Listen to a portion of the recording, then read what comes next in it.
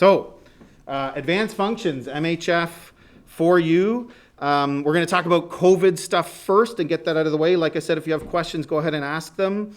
Hello to everybody who's at home, hopefully watching this video. First thing is things are going to be different this year. We have to be okay with that. We still don't even know about things like exams or anything. Like we don't even know what's going to happen. So, ask your questions if you have them, but I'm not always going to have the answers, and we're going to figure things out as we go. It's been quite a panic the last week just trying to get today going, right? So there's, I'm sure, lots more stuff to come. Something that I really want to impress on you, I'm not worried about you as grade 12s so much, but be aware that the class rules and the school rules are going to be maintained fairly strictly this year. So really try to follow them carefully. Your movements around the school will be monitored, right? So stay on the floor you're supposed to stay on. Walk on the side of the hallway you're supposed to be on, those kinds of things. If you don't do that, you're not going to get in trouble, but people will remind you. So it's better to just try to do try to follow the guidelines that they've set up. Like come in the proper door, leave the proper door, that kind of stuff. And hopefully you already know the doors, but we're going to talk about that in a minute. Okay. Self-diagnose every day. You probably heard this already, so we're on bullet 3 here. 1, 2, 3. Okay, so there is a whole thing for how to self-diagnose. I don't have one handy on me right now, but I think they're at the front doors, like they're posted outside the school, right? And you can look them up online, how you do that. But basically, if you have any kind of significant cough, obviously, any of the COVID symptoms or anything like that, do not come to school, right? It's really, really important, okay? Coming to school sick is not okay. Normally, I would say if you're a little bit sick, come to school, especially if there's a test. But right now, that's not the way it is. So if you are sick and you have any suspicion, stay home. The nice thing is that you can do all the learning from home because you're just be with the home cohort that day, right? And you can hopefully keep up with the course. But it's really important that you not come to school sick. Don't try to hide any symptoms. Don't take medication and try to come in anyway. Right? It's really important that for all of us, if we're sick, we stay home. Expectation 100% is that you're wearing your mask at all times in the building. So you can't take it off because you need a break. You can't, take it off because there's not a teacher in the room or something like that. When you're eating, you're allowed to take it off. You don't have to slip the food under it or anything like that. You can take it off to eat. But then when you're done eating, you put it back on, okay? Really important that we keep it on at all times. And it's the same thing. If you're not wearing it, you're going to have a ton of people telling you to put it on. And if for whatever reason you refuse, then it's going to be pretty serious, right? So again, I'm not really worried about it with you. But, wearing a mask, hand hygiene, and the physical distancing, or called social distancing, are our most important measures to protect ourselves and protect each other and, protect sort of the whole community and the whole country, right? So keep that in mind. Even if you don't like hand sanitizer, I just use a tiny little bit now because I use it so often, and I just make sure it gets all spread around, and I think that's pretty good, right? You don't have to put it on so that it's dripping off your hands. Yeah, Shamir. What about when you want to drink water in class? So when you want to drink water, I'll demonstrate. This is what I would do. I've been doing a lot of this over the last week. Going up doesn't work because you end up poking yourself in your eye with your mask. So you can pull it down. Take a sip and put it back up. Okay, that's fine. Other teachers might have other expectations, like whoever your other teacher is, I don't know. But you're allowed to have water and drink water. Some days are going to be hot. It does get suffocating a little bit behind the mask, trust me. Try talking all day with a mask. It's not fun. So, definitely drinking water is fine. Okay, done. No sharing or borrowing of supplies. Normally, if you forget your eraser, you can say, hey, can I borrow that? You cannot do that, and if you do, you're not going to get yelled at, but basically, you're going to, wash your hands, wash that eraser. We're going to have to kind of sanitize the entire situation. I know it seems wild, but this is how serious this is. Bringing this many people into a room is not what we're supposed to be doing in terms of the pandemic. But life at some point does have to return to some level of normalcy, which is what we're trying to do, and we're hoping that we're taking enough precaution. But you cannot borrow supplies. You cannot borrow supplies from me. Okay, if you don't have a pencil, I can give you a pencil, but like you don't give it back, you keep it. Okay, so I do have a box of pencils and I do have some stuff, but you know, you absolutely have to have all of your own stuff. Normally I have a box of rulers that I could pass out if we're doing a test and we need rulers. I can't do that. So you got to go get all your own stuff. Okay, really important, and that you bring it every day. Does anybody use a tablet or something I had a lot of people in the last year and the year before. No? Nobody's got a tablet? Okay, that's fine. If anybody at home has a tablet, bring pencils and stuff anyway, because when you're writing tests, you're going to need it. So, you know, you want to have all the supplies that you might need every day. Okay? I kind of already said this, but sanitize your hands as often as possible or appropriate. If I think I said this in one of the emails, if you want to bring your own little one, that's a great idea. This one I kind of have for myself, but this one is communal. But the thing is, you can't really just get up and walk around the class and go use it, right? If you're just sitting at your desk, you shouldn't need to. But, you know, anytime you have to open a door, you should sanitize. When you come in the school first, you should sanitize. Before you leave the school, you should sanitize. Like, just get in the habit of really doing it. I don't know, some of you might have jobs and you're used to it, but some of us might have just been at home for the last little while and we might not be used to it around our own homes. Okay, so it really is important. Apparently washing your hands, as long as you do it properly, which is for like 15 or 20 seconds, right, is even better. Use lots of soap, get them lathered up. So if you go to the bathroom, do that. But even then, if you have to touch a door or something when you're leaving, you can sanitize when you get back into the room as well. Okay. Entry and exit locations are different on every floor. So you already know how to get in to the school for the second floor, but if you're on a different floor, it's different. So here's the graphic that I used before. And you are exiting the Dando Avenue closest to the student parking lot, which I think is not what this is pointing to. Oh, you can't really see that. This one's pointing to like around back further. You are going to be like that corner exit. So straight down the hall, straight down the hall this way, down the stairs at the end of the hall. Don't go down the library stairs or anything like that, okay? The stairs are also upstairs and downstairs. So if you are changing floors, you have to use the correct stairs. Like I said, everything is controlled. Okay, everything is being monitored and making sure that we're doing things to keep everybody safe. Okay, so for the second floor, that's what you do. And I also posted this to the classroom, and it was in the handbook, so you should be able to find it. If you can't, you want to look at it after, let me know. But the other floors have other entrances and exits. Okay. Doors are open for you at 7:45. Don't come earlier than that. The doors are locked at 8:30. If you're late, it says down here at the bottom, you must phone, and the phone number is posted on the door, and enter at the Tassie Hall entrance. And that's not a problem. Like you might have an appointment and that might actually happen, so that's fine. Okay, if that has to happen, that's fine. It's not a problem. On that note, if you leave the building at any point during the day, you will not be permitted to re-enter the building. You're not allowed to go buy something at Tim Hortons. You're not allowed to go out for a walk because you need fresh air. You're not allowed to go out and have a smoke and come back in. Like, that's just absolute no. Okay? Again, it's going to be carefully controlled. So keep that in mind. But you're dismissed fairly early in the day, right? You get to go home at 12:30.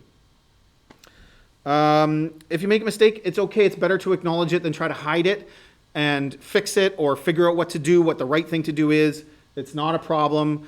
You know, as long as we're not spitting in each other's faces, we should be okay. Like I said, if you accidentally pass something to a friend or get too close to somebody, just fix the problem and sanitize your hands, that kind of thing, right? It's better than trying to hide it and get away with it. We talked about water. You can drink water. You can have water. You should have it in a reusable container, not an open mug. I don't know who brings water to school in an open mug, but, you know, something with a lid on it. But you're not allowed to eat, like, at all, except for at the designated time nutrition break. Okay, and we'll talk about when that is in a moment. And I mean that strictly, because you can remove your mask to eat, but, you know, eating obviously involves lots of, like, putting your fingers in your mouth and that kind of thing. And so, like, there can be no food. You can't just sneak food in under your mask. Don't do anything like that. We'll eat at the designated time, okay? And when we eat, there's paper towel at the front. When you come in, you can grab a couple to have them for that time, or I will come and pass them around because we can't all stand up together and go over there, okay? Or if you just have a lunchbox, you kind of eat out of your lunchbox and not put food on your desk and that kind of thing, that's okay too. But then when you're done eating, you'll sanitize your hands and get everything put away because we will be touching our mouths during that time. And so we'll be careful at that time. And you can't get up and switch desks to sit with a friend or turn around and eat at the same table together or anything like that, right? If your mask is off in particular, it's important to keep your distance and be careful about even talking. Now, I'm not saying you cannot talk, but be aware that you've got food going into your mouth that's building saliva. You start talking, you do start spitting more. So really, really keep that in mind, right? And be careful at that time. And when you're done eating, mask goes back on. Washroom breaks. So let's talk about, water bottle we talked about. You're not supposed to bring Tim Hortons cup in. So if you're getting coffee from a store, it should be in a reusable mug. Okay, don't come in with a paper cup that says Tim Hortons on it or Starbucks or something like that. And you can't leave to buy food and bring it back at lunchtime or nutrition break either. So you really need to pack a lunch. If you have coffee, bring it in a reusable container. Bring your water in a reusable container. All of that is, again, something that kind of has to happen. Okay, I'm going to skip over the course stuff and go to the daily schedule and talk about this. And I'll talk about washroom breaks at the same time. So there's your arrival, 7:45 to 8 o'clock. We have a 2-hour and 20-minute learning block that we're partway through right now. And that's our morning. Then we have our nutrition break, okay, for 45 minutes. Then we have our learning block 2, which is an hour and 25 minutes long. And then you're allowed to leave at 12:30. So in my mind, nutrition break is not lunchtime. If you're on one of the other floors, you're eating at 9:25. That's when their break starts, I believe, at 9:25. And so it's not like a lunchtime, right? You leave the school at 12:30. That's lunchtime.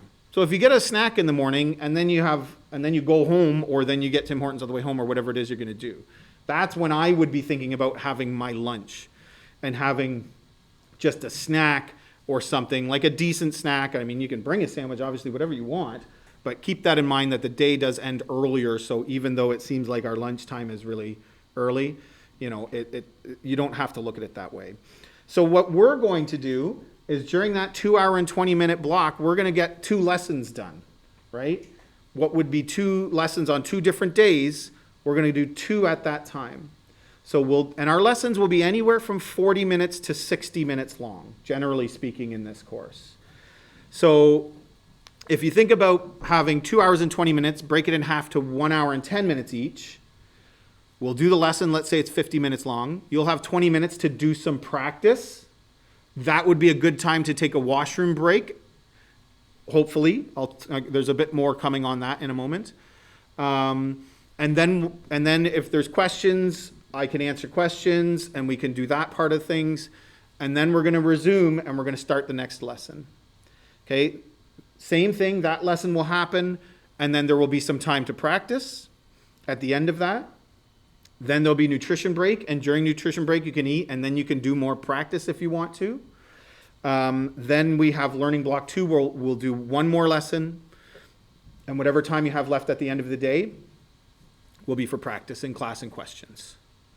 Okay, so they're a bit longer than we're used to, because we used to have 1 hour periods because of MSIP. And so now we've got a little bit longer, so there will be more time in class for doing a little bit of practice. And that'll be good to get a bit of practice done before we move on. I know it feels like it's going to be a long day. It will. But quite frankly, in a course like this, it's relentless anyway. So even if it wasn't in this case, it's a lot of work. You're going to have to go home and do more homework, right? Like, it is going to be a lot. The nice thing is, for now, you really only have to focus on this class. You don't have other classes you have to worry about, right? You'll worry about your other class starting next Thursday when you're in that class. And you won't really have to be, I'm not assigning work for that time. So you won't be doing math work at that time.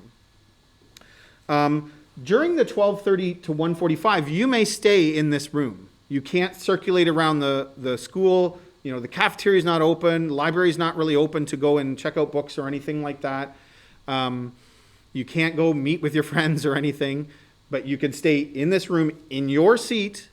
That's fine. And you can do some more homework or you can ask some questions. That's almost like our MSIP or almost like our, math help at lunch is how I see it. If you choose to stay, that's fine. You may have a few questions. We'll get them answered. And then you can leave at any point that you want during that period. But at 1:45, we all leave. In fact, teachers are expected to be leaving the building at that time too. We're not really supposed to stay too much later than that. We're supposed to get out of the building. So at 1:45, we'll have to leave. Technically, that time, and this goes for the people who are at home right now, but it will go for you when you are at home. So technically, that is the extra help, like the online learning time. So if some of you stay, what I'll probably do is set up a Google Meet live on my computer, and I'll just leave it open, and anybody who's in the home cohort will jump in, and who has a question, you don't have to, but if you have a question, jump into that Google Meet and you can ask the question. Or if you have a question while you're working at any point, you're more than welcome to email it to me. You can take a picture of your work and email it, or just say, I'm having trouble with 2C from lesson 3, okay? And what I'll do is I will go through it on my computer the same way that I teach lessons, and then I'll post that through YouTube or something like that, and I'll send that link to the person who asked, or if it's a question that's common, maybe I'll post it to everybody, we'll see, okay? So you can either email me your questions throughout the entire day, or you can wait for that 12:30 to 1:45 block where I'm available with a Google Meet. And if the Google Meet's not up, or you're not seeing it, or it's not up and I'm not there, because if nobody's showing up, I might shut it down and then just do other work. But if it's not there and you want it to be there, again, send me an email and say, can we meet right now?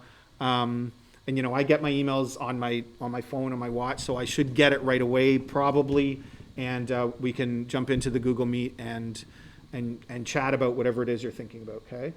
In math, it's so important that you ask questions if you're confused about anything. Like, it's one of the most important things. We don't think about math as a subject that we talk about, that we have discussions about. But that's what a question is. When you ask a question, we start to have a discussion about it. And it's actually super important that you do that. And we don't do enough of it, really, quite frankly, in math class. Okay, so make sure you get in the habit of asking your questions when you have them, whether you're in class or whether you are at home. Okay, find a way to do that. That on that note, if you have a question, don't get up and walk up. Okay, when you're in class, I mean, put your hand up. Wait for me to notice you or whatever. You can call my name out. That's fine. And as long as it's safe, I'll say that you can come up. As soon as you're coming up, I have to put my shield on. Okay, I'm only really allowed to take it off if I'm sitting behind my desk by myself and you're out there. We have to wear these in the hallways. We have to wear these, like if I'm walking around, I have to put it on. Okay, and it starts to fog up and it's not the most fun thing. It's fine, but it's not the most fun thing. So if you're coming up to ask a question, I'll have to put it on, and I'll clear a spot, and you can put your paper down and maybe make sure you keep your distance and tell me what it is, and we'll talk about it. Or if it's just a question like 2E, and I can answer it on here, and you can just ask from your seat, that's fine too. Okay. Any questions so far? It's a lot of information, or is it okay? And so in terms of washroom breaks, they really are best to happen not during lessons, obviously. So in that break at the end of a lesson is a good time. That being said, unless it's an emergency, obviously if you have some kind of emergency, you're always allowed to leave to go to the bathroom. Unless it's an emergency, when the other floors are having their nutrition break, we are not supposed to leave the room. So on the nutrition break, they're expecting more people to be going and using the washroom. And so they're letting us use 2 floors. So you can use this floor or floor 1. You can't go up to floor 3, you can go to floor 1. Okay, so we're allowed to use floors 1 and 2 for the washroom during nutrition break only. If it's not during nutrition break, you do not change floors, you have to use this floor. you may not know, but there is a washroom that's not a gendered washroom, so anybody can use it, right? Any gender can use it, and it's in that back corner before you go down the stairs on the left. It's really close. That's a good one to use, especially for the guys, because otherwise you're going way down the hall, right? So if you want to pop out quick, that one's there. It'll probably be free. The other nutrition break, I believe, is from 9:25 to 10:10. So that may be a tricky thing for us to do during that 2-hour learning block. Ideally, maybe you use the bathroom before you come, and the first learning block you try to avoid leaving the room, because I think it'll be hard to time that. Okay. Same thing when you are using the washroom. Put your hand up first and ask. It's only one person leaving at a time, like that's a school-wide rule. As long as there's nobody out, you may go. You have to fill out a form. Did you know this? This is news. Some of you do, some of you don't. There's a form you have to fill out in order to go to the washroom. The reason for that is contact tracing. So if you're out at the washroom at 8:45 and somebody else was too, and they come down with COVID, then they may see that as a contact, that the two of you were in the bathroom at the same time. I don't know exactly what that means. I don't think that means you have to go home, although it might. I don't honestly know exactly what that means. It might just mean they're going to let you know and you have to watch yourself more carefully. Or you might want to isolate yourself a bit more or something, right? So that's the reason for that. Like I said at the very opening, they're tracking movements carefully. Now you see what I mean. I will also probably log when you leave the class and when you re-enter the class. Okay?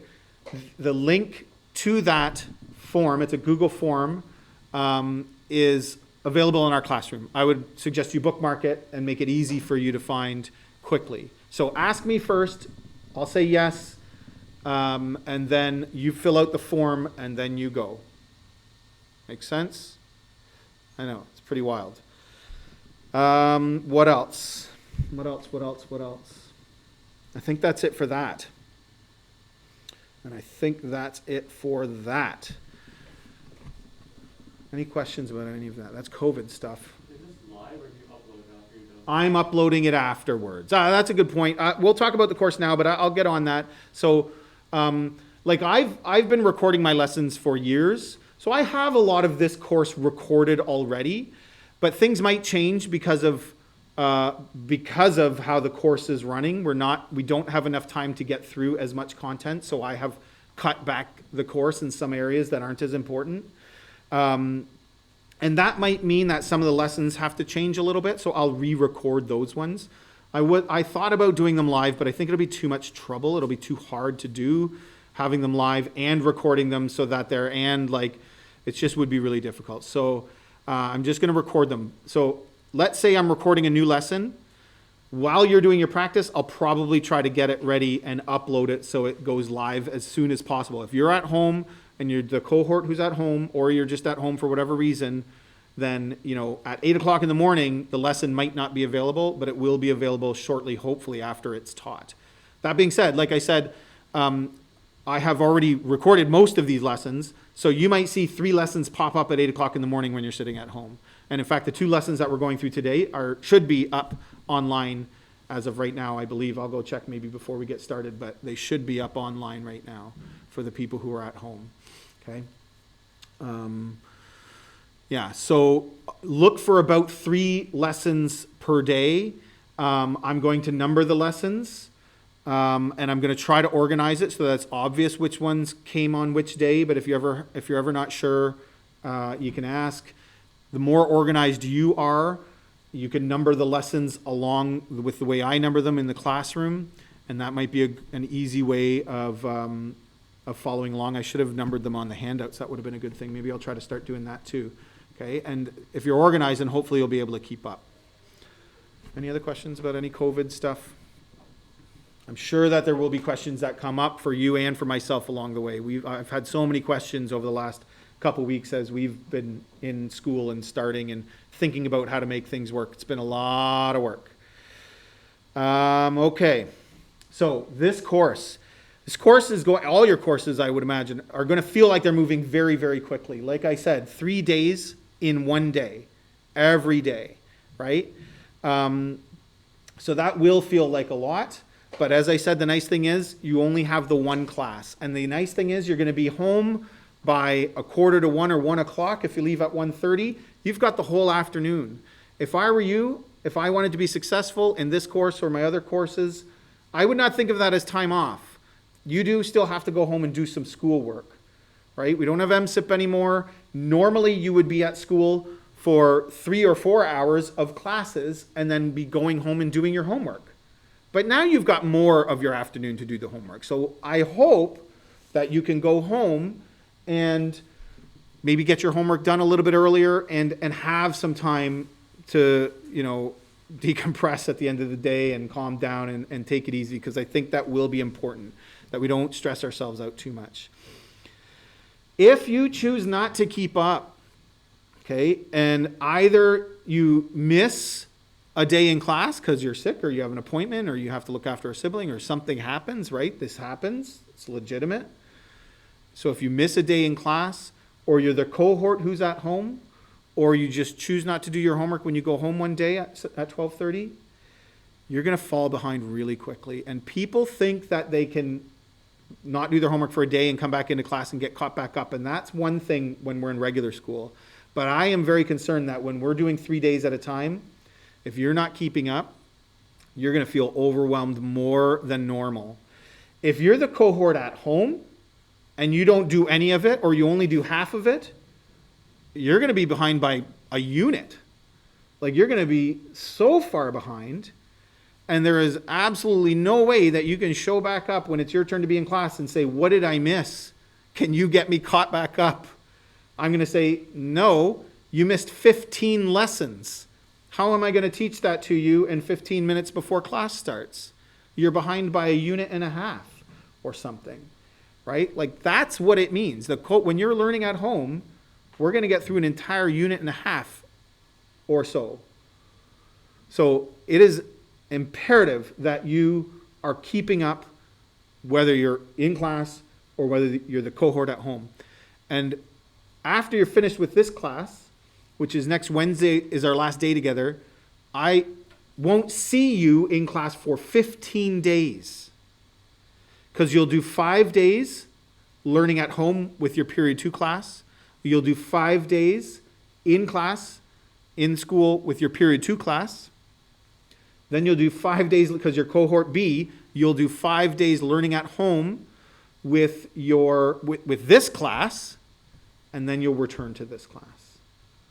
I'm not going to see cohort A, those of you who are watching this at home, until October 1st. I won't even see them. They were supposed to come in Tuesday of this week, and that got shut down because they decided to delay the start of school. They were supposed to be in for a few days, which would have been perfect. Get everybody started and then see you for a little bit and then switch. And that got shut down. So that's really tricky, right? So all that means is you need to have a plan for getting up in the morning, setting an alarm, making sure you're watching the video lessons, getting through the lessons, and doing the work. And I don't know how you found independent learning in the spring, but it's harder, right? Like, it's not as easy, it's trickier. You have to be on top of yourself. I imagine some of us, maybe some of you, some of my students certainly, just didn't do the work because they found out that that their mark was their mark and they just didn't do it. So that's not an option now. If you choose not to do it, you don't just get 100% in this course. As of right now, let's say you write the first test and get a 90, you don't get to stop and get that 90. Not how it works.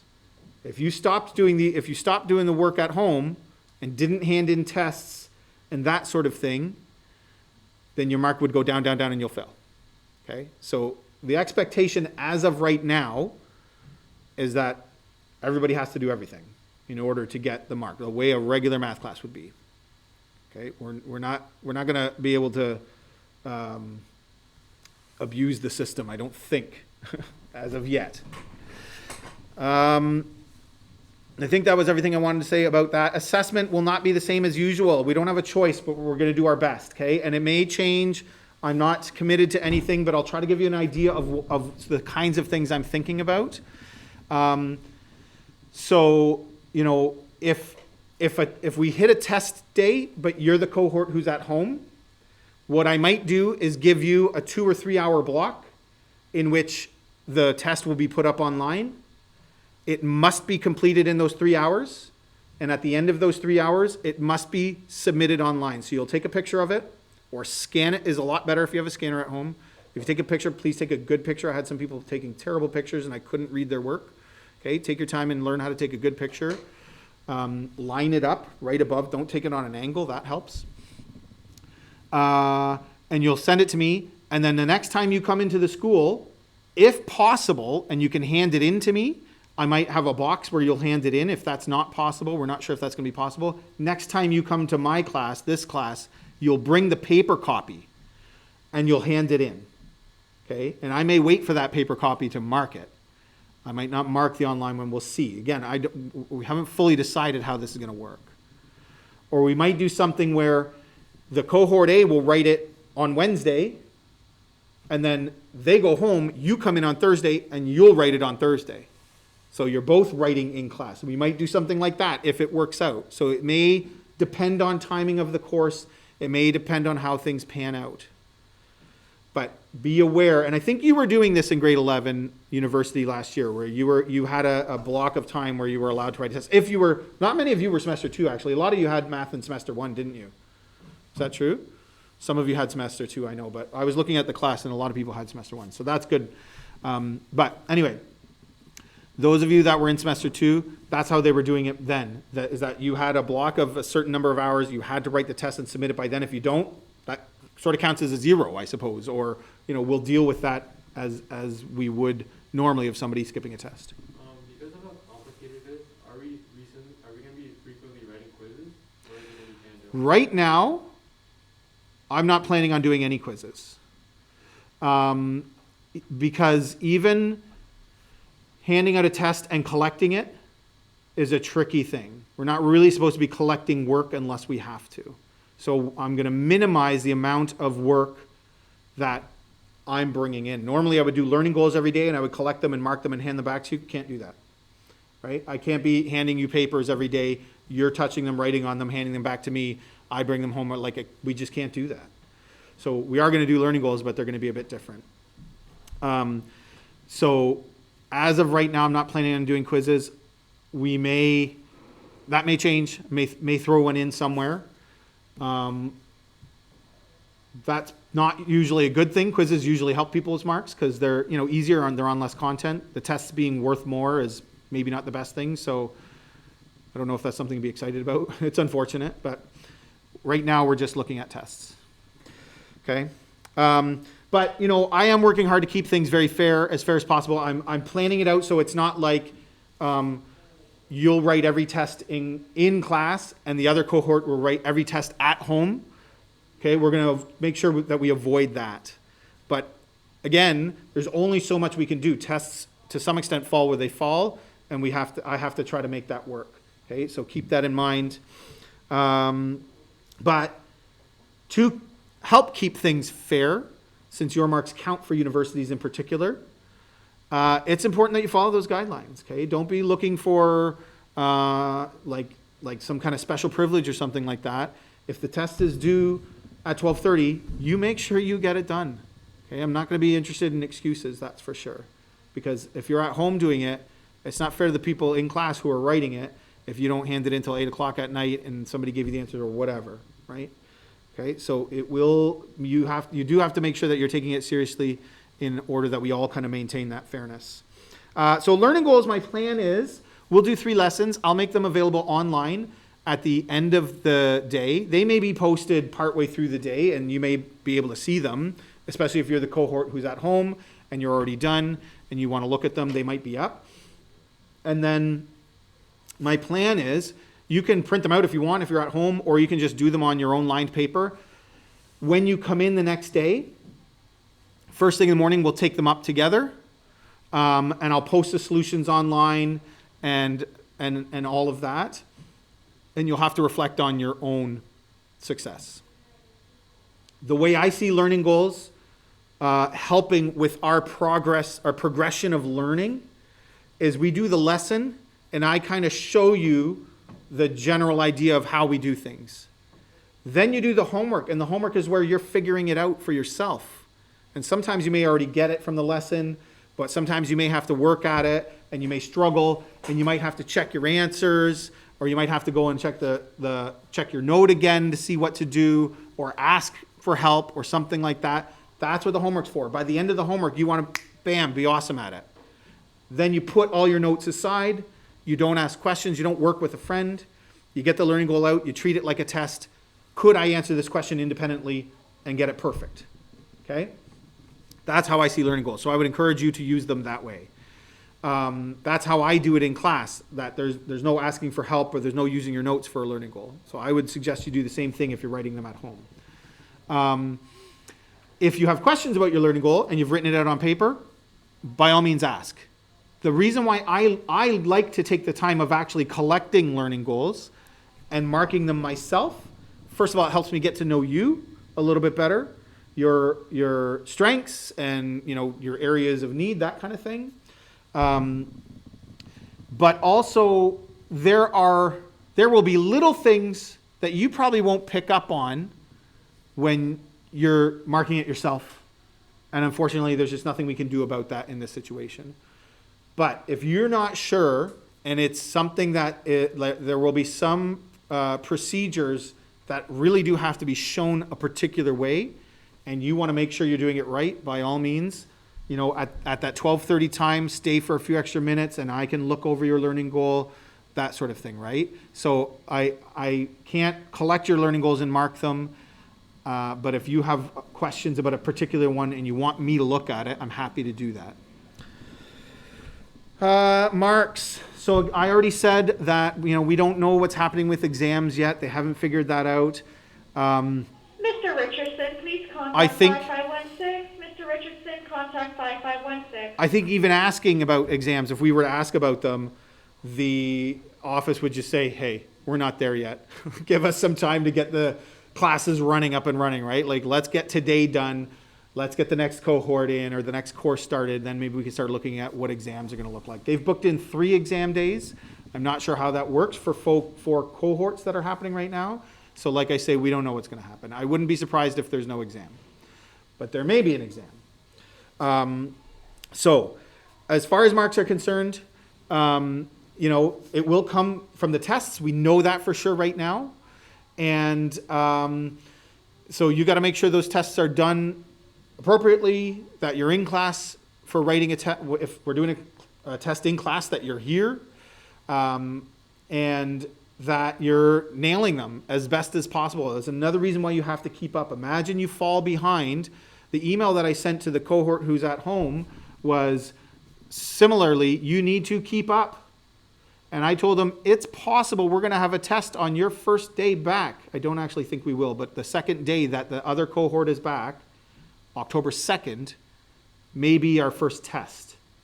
So if they just choose not to participate in what we are going to do for these 3 days that we have together, and they come in to write that test, it's not going to go well. And if all we get is 4 or 5 tests of the year, that's your mark. That may be your mark. It might only be 4 or 5 tests. Not a lot, right? In university, some classes have a midterm and exam. In university, I had one class that was exam only, 100%.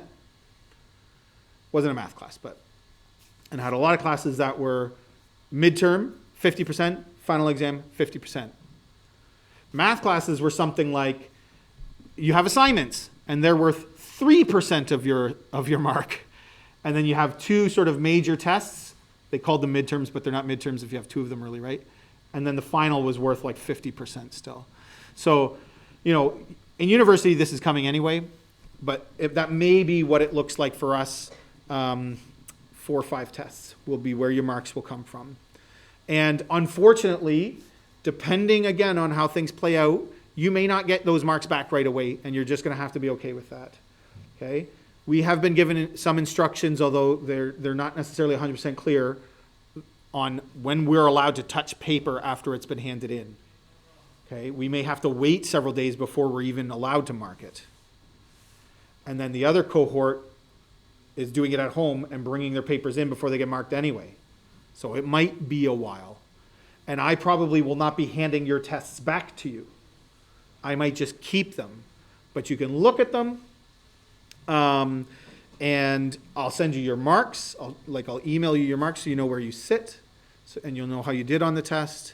And if possible, I'll try to hand them back or give you some kind of feedback so you know where you went wrong. Okay? I mean, I kind of already covered all of this. Keep up every day. Don't wait 3 days and then try to get caught up. You're going to be behind by 9 lessons. How could you get that much caught up?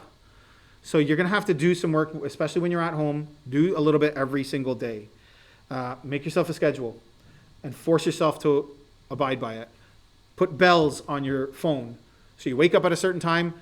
Class starts at a certain time of the day for you. Maybe it's 9, maybe it's 9:30, maybe it's 10. And from 10 to 11, you're sitting down and doing lesson 1. Do a little bit of practice and so on. Whatever works for you, but make that happen, right? That's my suggestion. That's how you will best be able to keep up. Ask questions, as I already said. Really, really going to be important that you ask questions and use that online learning time. Whether you're at home, you're the cohort at home, and join into the Google Meet. You could join into the Google Meet just to hang out and say, I don't really have questions, but I'm curious if other people do. I wanted to say hello. And, if other people have questions, I want to listen in. And I'm just going to do my homework from 12:30 to 1:45 and be in that Google Meet. You could do that, right? Or but don't be shy. Use that time. I think that's going to be really important. When should we wake up for doing online? It's totally up to you. I think I would hesitate to give you an idea because I think a lot of you are going to take advantage and sleep in. And I would think that would be okay. Like you have to be here by 8 o'clock in the morning. Maybe you choose to start at home, your home learning at 9 o'clock so you get a little bit of extra time. You also don't have to travel so you get that extra time. It's up to you. If you're an early riser and you like getting up, I'd get up and get it done. That's what I would do, right? If you've got siblings in the house and they're up making noise anyway and that kind of thing, I wouldn't sleep till 11 or 12. I think that would be a problem. If you're the type who's up late at night doing your homework anyway, then maybe that's maybe that'll work for you. Maybe that'll be okay. I think for everybody it'll be different. I would say the earlier is probably the better in case it takes you longer than expected. And that way you can take advantage of the online learning time. But there's nothing wrong with the online learning time. Hi. What was I saying? Was I still talking about time? Yeah. Yeah, then you can use that's what I was thinking. If you come to the Google Meet and you have a question from 2 days ago, that's okay too. I'm not going to say, oh, you're behind. I'm not going to, do that. I might make a joke of it, but I'm not actually going to give you a hard time. So it's fine. Ask any question you like at any point in time. But it's best if you keep caught up. And if you're up early enough, then maybe you get a little bit of work done and you can watch some of the videos and you can ask questions about those videos that day. That might be helpful. I don't know. Okay. I know I've missed something. I've been thinking about this and sort of adding more to this document and more to what I want to say for a week or more. So I know I've missed something. If you have questions, ask them. They'll tell me something else to tell you. Like there's going to be more information, but I think that's it for now. Yes, question. Are we going 3 or 5 days a week?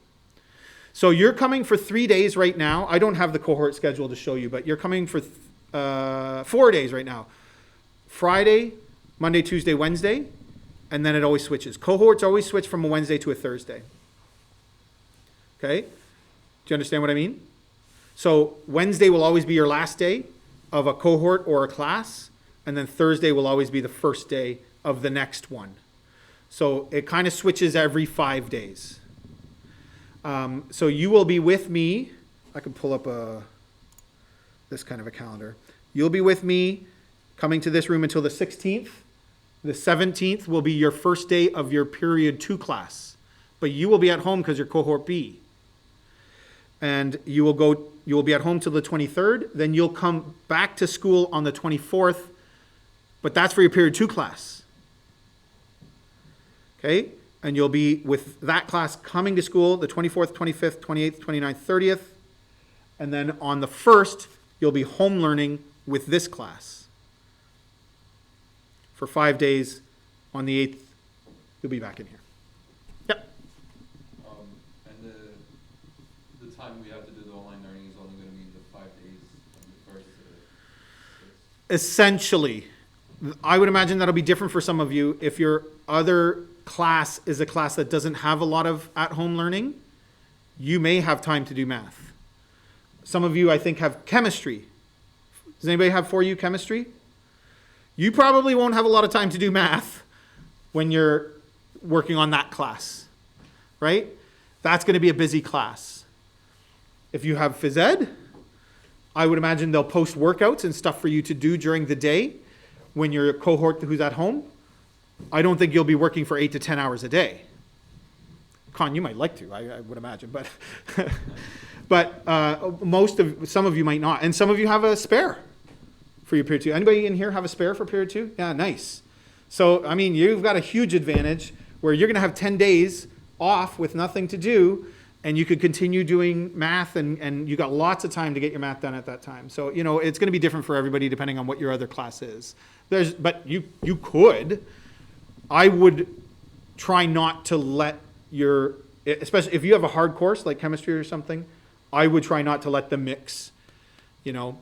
That being said, maybe you refresh your memory on the math we were doing, because you won't have done math for 10 days, and then you'll be back in, and you may have a test right away. You won't, because you'll be the at-home cohort, but you might actually have a test, and you just have to do it at home. And you may want to take the weekend or something to do a bit of review to make sure you remember what we were learning, because it's been 10 days. But you'll have to figure that out a little bit as you go. I mean, you're going to be figuring this out as you go for yourself, what works best for you, as much as we are trying to figure it out, right? Any other questions? All right, so that's it for the introduction. Hi again to everybody who's at home. And hopefully you're watching this and overwhelmed like the rest of us are. Okay, bye for now.